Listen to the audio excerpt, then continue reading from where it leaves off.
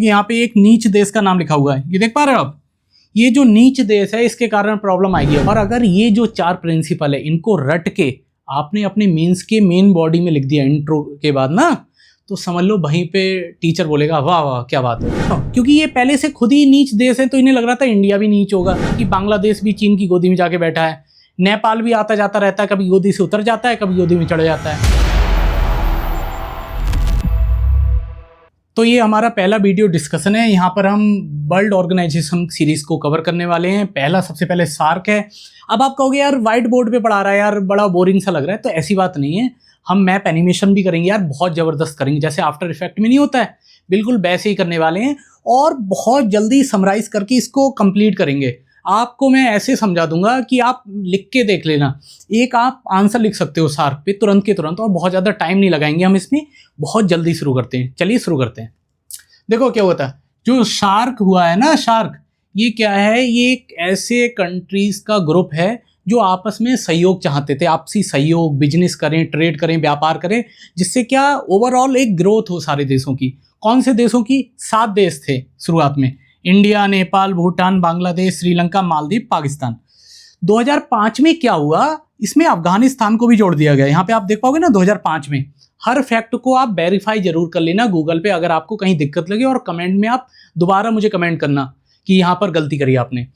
तो क्या हुआ, ये लोग चाहते थे, देखो इसका नाम भी है south Asian association for regional corporation.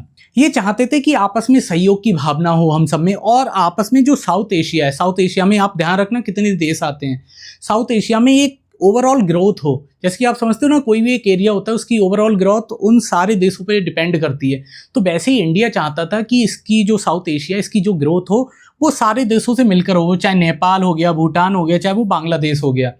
तो इंडिया ने एक ये फॉर्मेशन के लिए स्टार्ट करा था। अब ये कब हुआ था? ये हुआ था दिसंबर 1985 में इस्टेब्लिश। और कहाँ हुआ था? ढाका, बांग्लादेश में।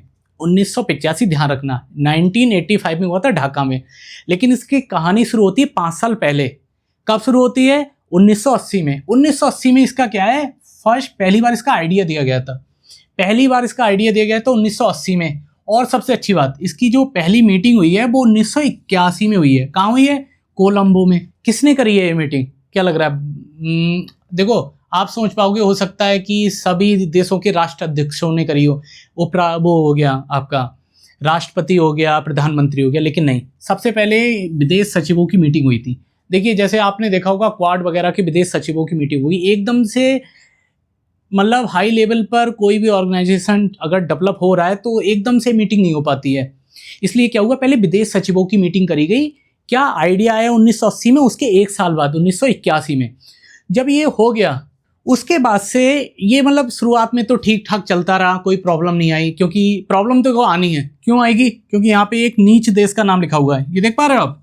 ये जो नीच देश है इसके कारण प्रॉब्लम आएगी। अभी सब जो कुछ भी होगा घटिया बना वो इसी कारण होगा। देखो भारत दिलदार कंट्री है, समझ रहे हो ना, हमारा प्यारा भारत महान। इन्होंने कहा चलो नेपाल को भी कुछ इम्प्रूवमेंट दे देते हैं, एक वर्ल्ड ऑर्गेनाइजेशन का हेडक्वार्टर इसमें बनवा दे रहे हैं, तो काठमांडू में बनवा दिया।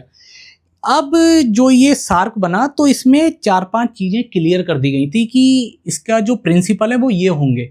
आप समझ पा रहे हो? और अगर ये जो 4 प्रिंसिपल है इनको रट के आपने अपने मेंस के मेन बॉडी में लिख दिया इंट्रो के बाद ना, तो समझ लो वहीं पे टीचर बोलेगा वाह वाह क्या बात हो गई। 2 नंबर तो वहीं पक्के हैं आपके। कौन कौन से 4 नाम है आप ध्यान रखना। एक है सॉवरेन इक्वलिटी, एक है टेरिटोरियल इंटीग्रिटी, एक है पॉलिटिकल इंडिपेंडेंस, और दूसरा है नॉन इंटरफेरेंस। ये 4 नाम आप याद रखना, sovereign equality, territorial integrity, political independence और नॉन इंटरफेरेंस। ये 4 चीज़ें जैसी आप हाईलाइट कर दोगे ना अपनी मेन बॉडी में, खत्म, टाटा बाय बाय, एकदम मस्त मौला। तो ये तो रहा जो मतलब फैक्ट थे नॉर्मल। आप ध्यान रखना ये 8 देश हैं, 8 हैं, 7 इसके जन्मदाता थे। 8वां कौन बना? अफगानिस्तान बना था 2005 में, ये ध्यान रखना। ये हो गया बेसिक फैक्ट। अब इसके पॉजिटिविटी और निगेटिविटी जो इससे क्रिएट हुई है सार्क से, अब हम उस पर ध्यान दे देते हैं। और अगर उसको आपने समझ लिया मोटे मोटे, मतलब एक होती नहीं है जैसे हमारे घर में होती थी कहानी की फॉर्म में, मैं आपको 4-5 पॉइंट निगेटिव बता दूंगा, 4-5 पॉइंट पॉजिटिव बता दूंगा, और वही आपका आंसर हो जाएगा। अगर आप उसे याद रख पाए अपने एग्जाम तक तो फिर मतलब आपका काम हो गया। समझ पा रहे हो? तो देखिए यहाँ पे हम 5 पॉइंट देखने वाले। कैसे पॉइंट हैं ये? पॉजिटिव नेगेटिव इस तरीके से मैं आपको बता रहा हूँ। ये 5 पॉइंट वो हैं कि ये वाला संगठन बर्बाद क्यों हुआ। समझ पा रहे हो? और ये 5 पॉइंट वो हैं कि भारत को उम्मीद क्या थी ये संगठन बनाने के लिए। देखिए भारत सबसे बड़ा देश है साउथ एशिया का, तो भारत को उम्मीद क्या थी ये संगठन बने क्यों, ये वो वाले पॉइंट हैं। और ये पॉइंट है कि ये बर्बाद क्यों हुआ। तो सबसे पहले देख लेते हैं ये बर्बाद क्यों हुआ। तो ये हुआ है आतंकवाद के कारण। सबसे मेन पॉइंट आतंकवाद के कारण। जैसे मैं आपको बताऊं, एकदम रीसेंट एग्जांपल दे रहा हूं, जो पहलगाम अटैक हुआ ना, उसके बाद भारत ने बहुत सारी पाकिस्तान के लिए चीज़ें निलंबित कर दी। उसमें से एक सार्क के थ्रू एक वीजा योजना चल रही थी, तो भारत ने वो भी डाउन कर दी, निलंबित कर दिया उसे भी। आप समझ पा रहे हो? तो क्यों हुआ उसका असर? सार्क पे असर किसका हुआ? आतंकवाद का हुआ। तो और भी जो अटैक हुए, जैसे कि हो गए, आपको ध्यान होगा पुलवामा अटैक हो गया, और भी अटैक जो पाकिस्तान की तरफ से हुए इंडिया पर, उसके कारण ये वाला जो ऑर्गेनाइजेशन है ठप हो गया। आपको भी पता होगा 2014, ध्यान रखना ये बात, 2014 में इसकी आखिरी बैठक हुई थी। ठीक है, 2014 के बाद से, मतलब जब से मोदी जी आए हैं उसके बाद से अभी 2025 है, तब तक कोई बैठक नहीं हुई है सार्क की। दूसरा पॉइंट क्या है कि क्षेत्रीय वर्चस्व और चीन की ओर झुकाव। जो क्या हुआ, छोटे देश थे जैसे कि बांग्लादेश, नेपाल, पाकिस्तान, ये सोच रहे थे कि इंडिया कहीं सार्क के थ्रू अपना वर्चस्व तो स्थापित नहीं कर देगा, मतलब साउथ एशिया में। समझ पा रहे हो? क्योंकि ये पहले से खुद ही नीच देश है, तो इन्हें लग रहा था इंडिया भी नीच होगा। तो ऐसा तो नहीं हुआ। फिर इन लोगों ने क्या किया, इन्होंने चीन की ओर झुकाव कर दिया। अभी आपको पता होगा कि बांग्लादेश भी चीन की गोदी में जाके बैठा है, नेपाल भी आता जाता रहता है, कभी गोदी से उतर जाता है, कभी गोदी में चढ़ जाता है, और पाकिस्तान तो मतलब दिन रात वहीं गुजर रहे हैं पाकिस्तान के। आप समझ पा रहे हो? तो इन्होंने चीन की ओर ऐसे झुकाव कर लिया, और भारत को क्षेत्रीय वर्चस्व का वो मतलब इल्जाम लगाने लगे कि भारत क्षेत्रीय वर्चस्व करना चाहता है। तो इसलिए भारत का इससे रुख थोड़ा और इसलिए भी हट गया। इसके बाद क्या हुआ, ट्रेड डाउन हुआ। ट्रेड डाउन कैसे? क्योंकि 2004 में सार्क के अंदर एक एक्ट, वो एक मतलब एक तरीके से ये मान लीजिए एग्रीमेंट हुआ था। क्या है ये? South Asia free trade agreement. एक फ्री ट्रेड एग्रीमेंट हुआ था। आप कल्पना करो कि साउथ एशिया में बांग्लादेश से इंडिया में, इंडिया से नेपाल में, नेपाल से पाकिस्तान में एक ट्रेड चलता रहता, तो कितनी अच्छी ग्रोथ होती। तो 2004 में एक ये भी हुआ, लेकिन अब ये भी, इसका भी कोई लॉजिक तो बचा नहीं, क्योंकि जब आतंकवाद आएगा तब ट्रेड थोड़ी हो पाएगा। उसके बाद क्या हुआ, बिम्स्टेक की ओर झुकाव हो गया इंडिया का। जब उन्होंने देखा कि ये घटियापना कर रहा है पाकिस्तान, और जो साथ के छोटे छोटे देश हैं वो चाइना के साथ जा जाके बैठ रहे हैं, तो भारत ने कहा इसका लेवल तो कुछ है, बचा ही नहीं है, तो क्यों ना हम बिम्स्टेक की ओर झुकाव करें।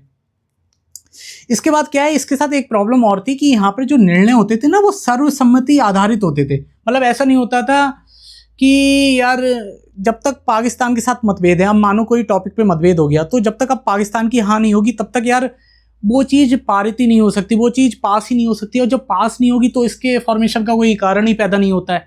आप समझ पा रहे हो? तो ये 5 पॉइंट हो गए। पहला हो गया आतंकवाद, दूसरा क्या हो गया, दूसरा हो गया भारत पर क्षेत्रीय वर्चस्व की एक इल्ज़ाम लगा दिया गया कि भारत ये कर रहा है। इसके साथ में ये पॉइंट भी ध्यान रख लेना कि यहाँ के जो छोटे मोटे देश थे ना, जैसे आपका नेपाल हो गया, बांग्लादेश हो गया, ये चाइना की गोदी में जाके बैठ गए। तो दूसरा हो गया क्षेत्रीय वर्चस्व। तीसरा क्या हो गया, साप्टा खत्म हो गया एकदम। साप्टा का कोई कारण नहीं होता। साप्टा क्या, south Asia free trade agreement. ठीक है, इसका भी कोई फॉर्मेशन 2004 में हुई थी, 2014 तक तो खुद ही खत्म हो गया। उसके बाद क्या है, भारत का बिम्स्टेक की ओर झुकाव हो गया, क्योंकि ये अपना लेवल खो रहा था सार्क। और 5वां इसका पॉइंट है कि यहाँ सर्वसम्मति से निर्णय लिए जाते हैं, और सर्वसम्मति में जब पाकिस्तान जैसा नालायक देश हो तो वहाँ सर्वसम्मति कैसी, वहाँ पर सिर्फ आतंकवाद ही कर सकता है वो। आप समझ पा रहे हो? तो ये 5 पॉइंट कौन से हो गए, आप ध्यान रखना, ये 5 पॉइंट हो गए कि ये क्यों बर्बाद हुआ है सार्क।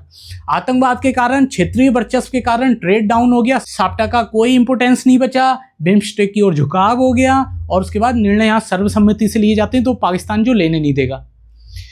बाकी 5 पॉइंट क्या है कि भारत को उम्मीद क्या थी, ये बनना क्यों चाहिए। आप समझ पा रहे हो? भारत को उम्मीद क्या थी? भारत को उम्मीद थी कि भाई सब साथ आएंगे यार, तो मतलब एक आप मान के चलो एक पूरा ग्रुप की ग्रोथ होगी, एक पूरे साउथ एशिया की ग्रोथ होगी, ट्रेड करेंगे, साथ आगे बढ़ेंगे। क्या है, एक दुनिया के सामने एक विजन रखेंगे कि भाई यार साउथ एशिया इस तरीके से ग्रो कर रहा है। इसके साथ क्या है, भारत चाहता था कि यार ट्रेड ग्रोथ हो जाए, किसके थ्रू, साप्टा के थ्रू ट्रेड ग्रोथ हो जाए। तो साप्टा तो इन्हें चलने ही नहीं दिया, आतंकवाद चलाया।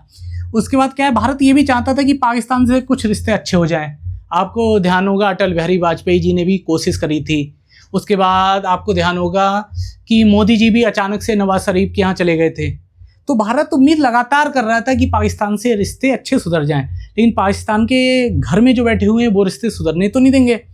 उसके बाद क्या है, मजबूत साउथ एशिया। भारत को उम्मीद थी कि जो इस तरीके का संगठन बनेगा, ऑर्गेनाइजेशन बनेगा, इससे पूरा साउथ एशिया मजबूत बनेगा।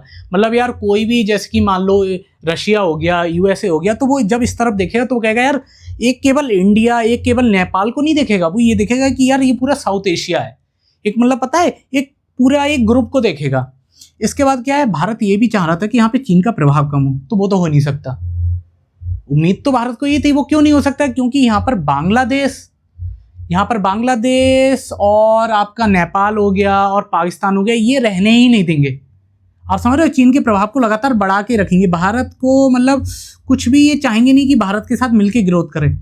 जो रियल में दुश्मन देश है उसको तो ये कुछ भी नहीं कह रहे हैं, और भारत इतने अच्छे से चाहता है कि यार आप खुद बताओ, सार्क का मुख्यालय कहाँ बना? काठमांडू, नेपाल में। क्यों बना? बाहर नई दिल्ली में तो बन सकता था, नई दिल्ली में नहीं बना ना, क्योंकि भारत चाहता था एक सब पूरा ग्रुप एक साथ ग्रो करे। मतलब हर किसी की एक जो कैपिटल है वो ग्रो करे, जानी जाए पूरी दुनिया में। लेकिन हुआ ये, तो आप समझ गए भारत को उम्मीद क्या थी, सब साथ आए, नहीं आए। ट्रेड ग्रोथ हो, नहीं हुई। पाकिस्तान से अच्छे रिश्ते, नहीं हुए। मजबूत साउथ एशिया, नहीं हुआ। ये सच्चाई है। उसका चीन का प्रभाव और बढ़ गया। ये सब भारत चाहता था, ये कुछ भी नहीं हुआ। ये पॉइंट लिख लेना। और उसके बाद ये खत्म क्यों हुआ सार्क? आतंकवाद के कारण। क्षेत्रीय वर्चस्व जो कह रहे थे, भारत के ऊपर इल्जाम लगाया, चीन की ओर झुकाव।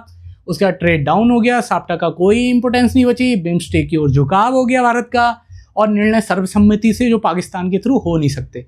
तो अगर आपने 5 पॉइंट ये लिख लिए, आप पुराने जो क्वेश्चन पेपर हैं, आप यहाँ पे मैं लगा दूंगा एडिटिंग के थ्रू, जो मेंस में भी आए हैं ना यूपीएससी में, आप उन्हें देख पाओगे तो आप समझ पाओगे उनसे डील करने के लिए आप बहुत ज़्यादा कैपेबल हो रहे हो।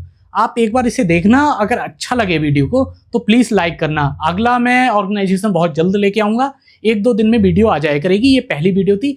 अगर थोड़ी भी ये वीडियो अच्छी लग रही है तो प्लीज़ सब्सक्राइब जरूर करो यार, लाइक कर दो। मिलते हैं नेक्स्ट वीडियो में, तब तक के लिए बाय बाय।